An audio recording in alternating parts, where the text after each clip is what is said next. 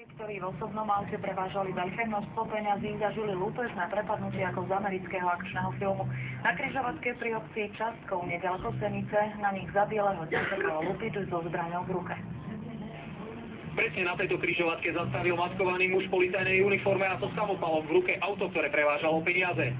Páchateľ prinútil vystúpiť odsadku z auta, nasadol do vozidla a odišiel s ním aj s peniazmi na obec Častkov. Jeden z dvojice SBS-károv okamžite privolal telefónom políciu. Všetko sa to odohralo v rozpätí pár minút.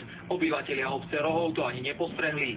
Vôbec, bo ja som aj nevedela, ja to som počujem prvýkrát z vašich ústav, že vôbec, to je pre mňa novinka. Nepočula som, lebo som bola aj v kostole, konkrétne neviem, o čo išlo, len som videla policajné auto a vrtuľník, ktorý letel dosť nízko. Ním sa polícia snažila nájsť tmavú šedú Fabiu, na ktorej zlodej ušiel.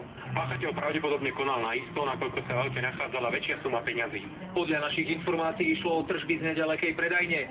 Suma, ktorú si neznámy muž odviezol, je 86 000 eur. Za zločin úteže so zbraňou hrozí páchateľovi 10 až 15 rokov, avšak je podozrenie, že týmto svojím konaním spáchal viac zločinov, respektíve prečinov, a v tom prípade bude ten trest ešte vyšší. Michal Bujná, televízia.